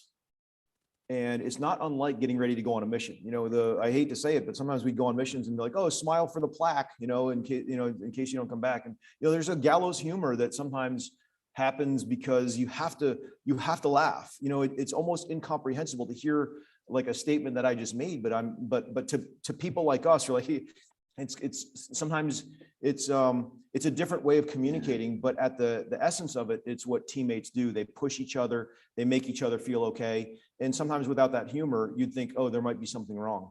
But your ability to compartmentalize when criticized is a completely different skill than compartmentalizing and saying, hey, I might not come back, but I've got a mission to do. And so I think that's a lesson that we can all draw. The other one is really, how do we also criticize less? You know, in today's very bipolar, very dichotomous world, you're either a 0 or a 1. You can't be a 0.5. You know, how do we, Britt, do a better job as a nation, making it okay to be a 0.5 instead of a 0 or a 1? Well, you're definitely not a 0 in my book, Mike. So, you know, look, I think the number one thing that you're trying to do here, and I think probably the number one thing that we're lacking as a nation, is we're really good at telling people what to think, aren't we? I'm going to tell you what to think. I'm going to tell you who to vote for. I'm going to tell you what to do. But what we're not really good at is telling you how to think, right? And isn't that the genesis really of this institution, is to tell, hey, I'm going to teach you how to think. And we don't do that well, if at all, as a nation, to tell people, look, you know, yeah, you can go to the certain news medias and all that. That's not the good place. That's the definition, right, of a confirmation bias, right? Hey, I'm just going to Google this today, right? And this is what you're going to come up with. It. Oh, yeah, that's my reality. Well, that's pretty lazy, isn't it? Well, or can you really figure out, how am I going to think and process and really make decisions? More importantly, how am I going to make decisions when decisions are hard to come by? That's where your real money's made. Teaching people how to think, not what to think. And I can bring this to life with a real story about, I always call them slabs, so Brit sounds so formal, but you know, I commanded SEAL Team 2 and ran all the special operations in Southeast Afghanistan in 2012. And at the same time that Slab was the command master chief for all of the East Coast SEAL teams. And so while I was in command, he came over and, you know, we were going out night after night, you know, 25 or so different, you know, outstations throughout Southeastern Afghanistan, something like about 10 out of 10 months overseas, we added it up. There was something like 6.5 of the months, there was at least one element in a direct gunfight with the Taliban. And so one particular night, Slab visited the headquarters in Tarin Kowt in Uruzgan province, Afghanistan. And after this really, really hard mission, you know, the team leader was saying, hey, you know, this is where we're hard on each other to say, because the highest return on the investment of your time isn't talking about what went well. You know, all the compliments aren't what's going to make you great for the next go around. And so and it's important not to conflate the negative conversation that you're hearing with how you're doing overall. And that's kind of that coach element. But what I heard in this particular debrief was Britt say, hey, wait a minute, you're thinking about this the wrong way. When, you know, to a young SEAL, when you come out of this mud hut and you turn left, I don't care about turning left or turning right. I care about why. What's the why behind your thinking of why you turned left? What were the conditions that you saw? What's the logic of the why? Because that's replicable. You're never going to be in that same village at that same time again. And so thinking about teaching lessons that transcend any one situation or something that Slab has always done incredibly well. And you talk about the coach. If I could balance, you know, I always thought you make decisions with two processes. and this is my oversimplification of decision-making for those of you that teach decision-making. Emotion and logic, right? And how often do you see in society people making decisions with purely emotion? How often? Almost all the time, right? That person that cut me off in the Trader Joe's, right? That's totally emotion. I didn't forget about that, by the way. Right? It was me. But it's or, and then there's a balance of that logic. I mean, the thing is, I mean, which one do you need to make good decisions with? You really need kind of a good balance of both. Emotion is like your time on earth, your experiences, things you've done before. It's got a toxic side to it too. And then there's logic, right? If you use too much logic and not enough of this common sense stuff. So you need to know the balance of the two, right? The question is finding out, hey, if you're in the moment is the key, right? If you're in the moment of an emotion's just got its hooks into you, how would you know? How would you know right then and there, right? It's going to take that going back to your thinking processes to say, wait a minute here, right? Is that really reality? You know, and that's what you're talking about. It is. And so pivoting again slightly, just to keep moving. We grew up in an era in the SEAL teams where you showed either strength or perceived strength. Weakness was a thing to avoid. I think that frankly, us as the president of our own fan club, we helped the SEAL teams evolve by bringing in psychologists or other non-SEAL skills into the SEAL team to help us be more and be better. With that, there have been a lot of hard days, and we've evolved to saying, asking for help is a sign of strength, not weakness. It's really an important thing, and I think that's it's great to see this evolution. Help us in the abstract or making it personal. I know you've publicly spoken about wrestling with different. We can go deep there if you want. Yeah, let's talk about PTSD. What's it really like, Britt? I mean, it's a real thing, right? I mean, it's not a physical wound, but it is certainly a wound. Let's talk about, I've got to ask question before. I mean, how many times have you been around an RPG blast, right? Or how many times you've been concussed? And I don't know. Me know, not know. So it's a real thing. I mean, I'm not quite sure we have the definition right yet. I know we've struggled with that since World War I, from soldier's disease on up. We don't think we have the definition of it quite right just yet, but it's absolutely a real thing. And it is a struggle because it goes back to that emotion and the logic, right? How do you know if you're wrapped up in this emotional moment? How do I know what's real? And, our suicide numbers, as mentioned earlier, it's still high, right? And it's like, they're not those people that do that at that moment. They're not who we knew them to be. Right, so they're in this altered state. So the real question now is, okay, what do we do about it? All right, how do we address it? So I can tell you, when we got back from some of those deployments, and it might have been me falling in the hole, one of those things, where it's a challenge to get someone. I can't directly order you, Mike, hey, you're going to go see the psych, right? Because hey, I think you got something going, and you just can't do that. However, I can put in place a program that is going to force the unit as a whole to go do it by means of, hey, we get back and you got to go spend, we called it a checkup from the neck up. It's mandatory, just like checking in your guns, right? Checking in your equipment. Hey, you're going to go spend 30 minutes with a psych. You can say nothing, or you can have a conversation with them. And what we ended up finding out is that we had to hire more staff because they went in under a forced initiative. It then became an elective that they went in to go start. So that really just became the start of it, just to go and talk, just to say, look, going to war is a terrible, terrible thing. And I don't think I speak for myself here. I don't think you fully process it while you're in it. You don't. For me, I retired after 20 years in 2013. I won't go deep. I'll just say I didn't fully process it until, probably still processing it now. I'll wake up early once in a while and not really sure why. And I think you have two choices. You can either look at your feet and feel sorry for yourself, or you can try to contribute to this great nation and help us be greater every single day. And starting with veterans, starting with people in need. We're in a tough time with this pandemic, and people like us, we don't talk in absolutes, we talk relative, because we all have, like the SEALs will have absolutely a really hard day, but there's still somebody who's relatively up and somebody who's relatively down. The person the teammate who's relatively up has to grab the other teammate who's relatively down and say, are you okay? And to pull that person up. That's what we do for each other. And so that's why I wrote my book. I mean, the never enough that was alluded to, like I started a 501c3 and donate all my profits and all my speaking fees and all this stuff to pay off mortgages for Gold Star families. I haven't made a penny off of that book. I hope you do enjoy it. There's a gift, a very generous gift, thanks to Matt Zames, who's here somewhere, and also part of the JP Morgan team as previously as one of the key leaders, the COO of JP Morgan, and a good personal friend of both of ours. Another just incredible patriot, as there are many patriots here. But I think the lesson really is we all have different gifts and abilities and skills and interests and passions. They're all okay.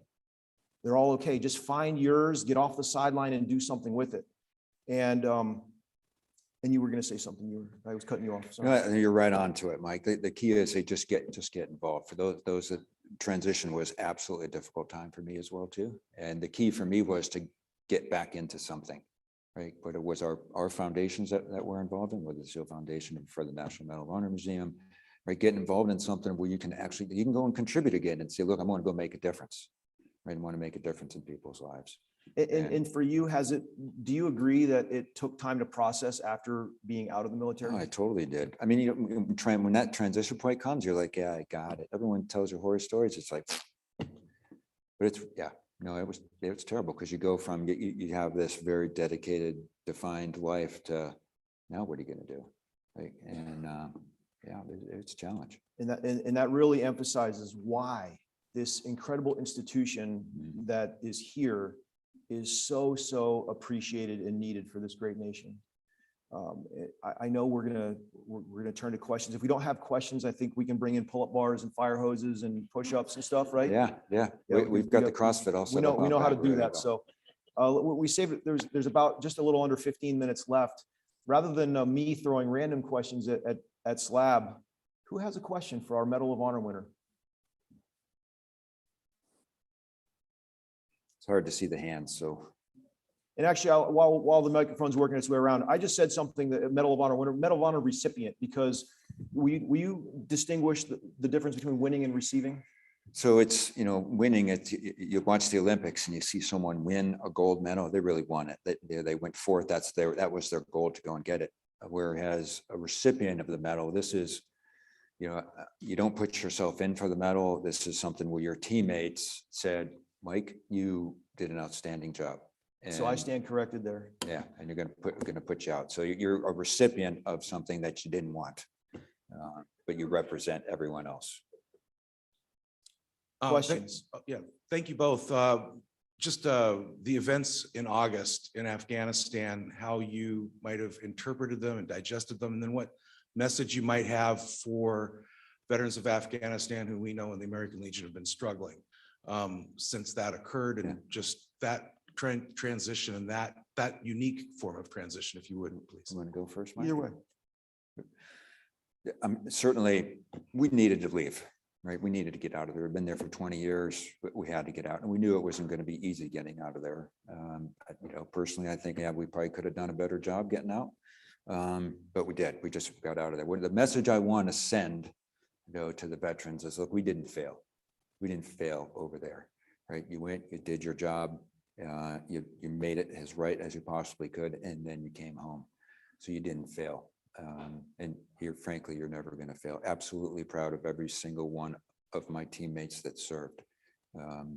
It's just like I told Mike in the beginning, anytime I'm around other veterans, to me, it's like I'm coming home, right? I feel a little bit more relaxed. I feel comfortable. So absolutely proud of all my fellow veterans that have served. The second piece I really want everyone to understand is that really what we were doing in Afghanistan is we were fighting an idea, right? The ideal. And, and initially we had to do that with kinetic energy, kinetic force, and that evolved into, less kinetic energy and more transmitting a new idea. You're never going to be able to use enough kinetic energy to change someone's idea. And I think history has proven that right. Do you agree? Everyone agree? Never, right? There's maybe a time and place for kinetic energy because some people are just irreconcilable, but it can't be the end result. It has to only be another better, greater, grander idea to defeat the other idea. And that's really what we were doing there, trying to put another idea in over there. And maybe someday, I hope it takes root. I think maybe all of you feel the same way, right? There are some incredible people in Afghanistan and Iraq, right, that dearly want to be free. And hopefully sometime down the road, it'll pay off for them. I would echo the same thing. If you count how many attacks were there on the homeland after 9/11? So the service was not in vain. I share a lot of share all of those same views. I would also say it's really important to live in two worlds at once. While we say all of that, we also have to say, what could we have done better as a nation? I was director for defense policy and strategy in both the Bush and the Obama White Houses. And so I've been in the sit room and been part of the national policy making process many times. And I think that there's no question that across administrations, there are decisions that could have been made better.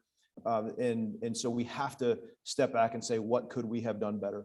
Glad to go deeper in that, but I want to keep moving so we do get through some of the other questions. Okay, first I want to thank both of you for your service. And the question is for both of you. You can choose which one wants to answer. We hear a lot about bridging the civilian military divide. Given that less than 1% of us have served, many in the communities do not know someone who served. Many of us in this room are in the business of helping transitioning service members, veterans, and their families. Do you have any ideas about what we can do to help bridge that divide and educate the folks about the service and sacrifices that have been made, not only from the military soldier, but the military family as well? Beautiful, beautiful question. The leverage is the answer. It's one-to-many models of teaching. So first of all, just implicit in your question is the clear desire to help, the desire to close the divide, the desire to help people who don't understand to understand better. That's where it begins. Just what you have in your question is what a lot of people don't have. So thank you for your question like that. Then, everybody will have different ways to teach, to educate, to inspire. But just think about, we're all very fortunate in so many different ways. To those whom much has been given, much is expected. The fact that we're all here, we have so much. And so think about how you can use that to give back. I like to say we're the average of the people we hang out with. So that's why I always hang out with people who are smarter, faster, and stronger, not like Slab. He'll pay for that later. He'll pay for that later. But no, in all sincerity, that's my personal approach. That was writing the book. I mean, to get it, how do you reach many people with your ideas? And in today's date with technology or Zoom, we can talk to thousands of people as easily as we can one-to-one now. And so thinking about ways to get the messages out there and elevate conversations, I think is so critically important. And thanks to I know a lot of people have flown in from around the country who help veterans in different pockets across this great nation. And I'd say just think about strategic communications, pick your great stories and make sure you tell them. It's your obligation, your responsibility to tell the great stories and to be proud of what you do. Yeah, I'd agree with that, Mike, completely. That it's the genesis of what we're doing here, genesis of this building, right?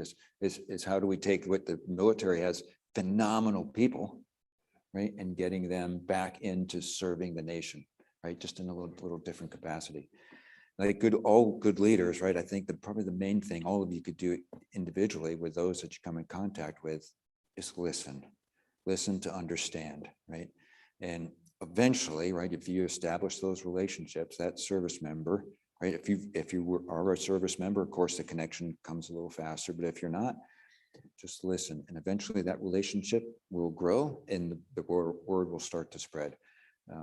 Just listen, show some compassion for them, right? Courage, convictions, and compassion. We talk about that stuff if the question, but just listen to them and point the way sometimes, right? Maybe they're just looking for a little guidance, right? And say, hey, have you tried this? Have you done this? Have you talked to this? And then follow up with them. Hey, did you do that? Right? What did they say? What's next? Just like being a good parent, right? Hey, did you put gas in the car? No? Right? And you see where I'm going with that, right? You got it. You can do this. Other questions? How's it going? Thank you so much for being here, guys. I'm Logan Bonnie. I'm a local business owner here. I'm a veteran of 8 years of the Air Force. And I want to see you could talk a little bit more about, you spoke about emotion versus logic and dealing with some, bad things happen, and I think particularly in the PTSD world, like some people struggle with maybe like guilt or shame over past failures. But at the end of the day, you still have to straighten out the plane and fly right. And maybe you could talk some about how do you like recognize when like your emotional brain's taking over and then switch back into a mindset of action orientation so that as a leader, your whole team's counting on you and you're the guy in the arena. You got to make it happen. So could talk through that a little bit. That'd be awesome. Yeah, so I think your question is, how do you basically bounce back and forth between the two of those? A great point of discussion. So we kind of called it, when I was on active duty, we called it mastering the switch. Right. So I'll tell you an example. When I was on active duty, we did a mission where I was right behind a guy and he was engaging an enemy. And in the far right corner, there's a woman holding her child, and she drops the child and runs. Right. So now you have basically a newborn on the ground. So you had that guy right in front of me, just did this extreme human act, throws his switch the other way and goes and coddles the baby and protects it in the corner. And when you're in that moment, I step back a little bit from it. I was like, holy cow, how absolutely incredible is that moment of just who our people are. We called it mastering the switch, and of course it's very difficult. When you're the leader in those positions, we have to have those others that we rely on, those mentors, those people that we talk to, those confidence that you got to say, look, right, I'm hurting today. Or more importantly, have that one person that comes up to you and says, hey, you look like you're hurting. Right. After I retired, I had someone come up to me, and I was in a Starbucks, and I was on my 6th double espresso of the day, right? Because I'm not sleeping at night, right? I'm dwelling on the past, right? All the time, right? And this person walks up to me who in her own right had been through a great deal. She's a gold star, which means she had lost her husband. Husband actually worked for me. And I'm mentally in a really bad spot, but I'm trying to put a facade up, right? Trying to put that Superman facade up, say, I got this, right? You got it. But really on the inside, you need that person that's going to say, hey, you look like shit today, right? Oh, and let me get myself. And that just happens to be my wife, Christina, who is right here, who is my lifesaver. That one person that came up to me and said, those endearing words, you look like shit today. But you need those people around you, right? The people that are going to you have to establish those relationships. And it's very difficult in those moments, right? And if that relationship isn't there, it's okay to come up to them and say, hey man, why don't you come spend just a couple minutes, talk to me today, right? Because there's something going on. There's that inner voice in there. And what you got to get across to them is that voice in your head is a lie. That voice is a lie, right? And to get yourself to realize that, hey, I'm lying to myself right now. I can't feel that sun on my face, right? I can't see that rose, smell the roses today, right? Or when you're in line at Walmart waiting behind those 50 other people, right? And you see that woman interacting so kindly with their child and they're laughing and having a great moment and you don't recognize the beauty in that. It's those little moments there that you got to say, look, sometimes my head, you lie to yourself and you can catch yourself to it, but it's just establishing good relationships. Yeah, beautiful answer. Very genuinely, you said 2 things, guilt and shame. The thing I would just add on to the answer is anybody who has served, please do not have guilt or shame about anything. Only have pride. Now, it's much easier said than done. I get that.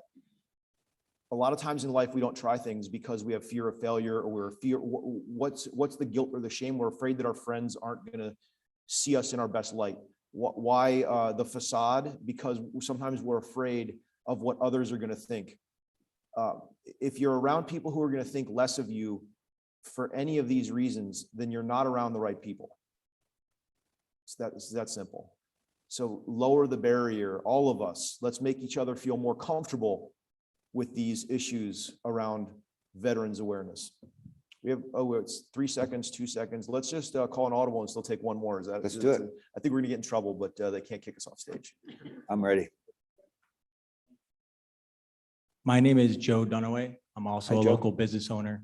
I grew up here in Syracuse, United States Marine Corps veteran, also a Syracuse Awesome. University graduate, and I have directly benefited from the IVMF here. So thank you very much for taking the time to come to this opening. It means a lot to myself and the community members. Thanks, Joe. My question relates to the war at home. We talk about the war overseas, and we can joke about it now because I've gone through a lot of good exercises, but when we talk about the war at home, the actual literal war at home, when we get back, before we come back overseas, we are reintegrated. We go through all those classes to redeploy, right? I found that there were not as much services for our families to be redeployed for us to come back. What are your thoughts on the current climate of how we're helping our families redeploy for our coming back to stateside? Well, Joe, thanks for your answer. We got to do the lightning round response just to keep on time. The quick version is connecting a little bit to the last answer, is making it okay to have the conversations and making it okay to recognize that, again, asking for help is the sign of strength, not weakness. The transition is not a finite, discrete point in time kind of thing, like Slab and I have both talked about. It's not linear. The only thing you can be certain of is it's not linear after the service ends. For some people, it's really hard on day one upon exiting. Others, it's year 20 and points in between. So I think that what we need is the flexible quid pro quo that was described earlier to be able to meet people where they are. That's my quick answer. I think, it begins to when you're in military. I was always told the guys, look, hey, it's going to be difficult going home. You just went through a life transforming event, right? No matter what you did on your deployments, right? You went through a difficult time. Sometimes the people aren't home. There's going to be an adjustment period because there's a new person coming in. So I think in the leadership side, it's, hey, talking to them, say, look, the relationships are going to be a little different. You still just got to work on, hey, on your communication. And that compassion piece, I always say, don't forget that, in life, you got to have your courage, you got to have your convictions, and you got to have compassion. You got to have compassion for yourself, because you're going to make mistakes. You're going to do things wrong, and you got to move on. You got to have compassion for your employees and those people that you work with. They're going to make mistakes too. And sometimes if it's not integrity based, hey, you give them another shot at it. And you got to have compassion for your opponent as well too, because hey, once we're really good at this, right? Once you knock the hell out of them, it's like you're going to offer the olive branch and help them up. So that same goes for your families, right? They've gone through hell while we were gone, right? Every single moment, right? The phone rings or a knock at the door. They're like, what is that? Right? And you got to understand that, their lives have changed too.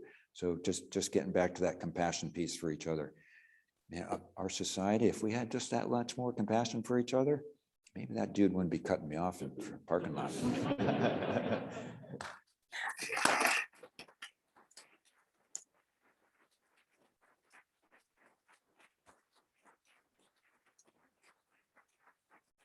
Thank you so much. Before you leave the stage,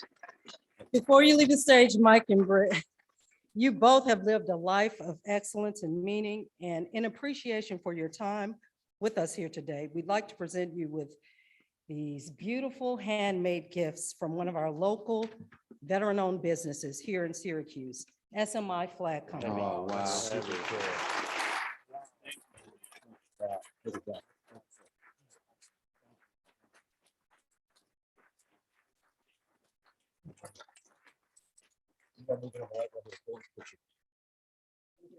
A photo? Okay, where we go? Photo op. Photographer has all the power.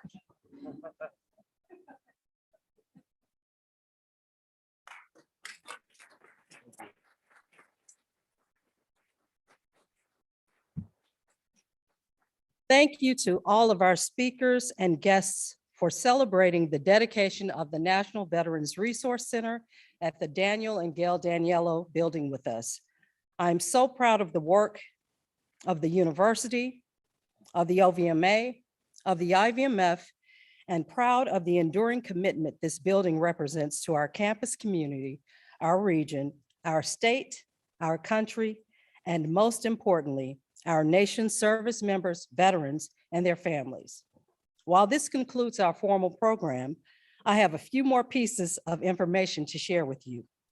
On your way out through the lobby, please enjoy some small tokens of our appreciation to commemorate today, including Mike Hayes' book, Never Enough, a Navy SEAL commander on living a life of excellence, agility, and meaning.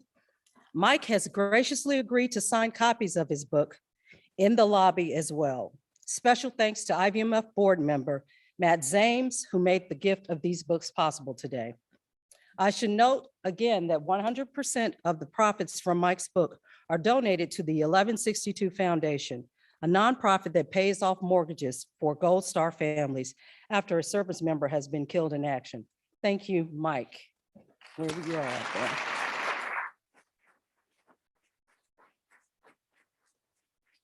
Thank you all again for joining us to celebrate the official dedication of the National Veterans Resource Center at the Daniel and Gail Daniello Building.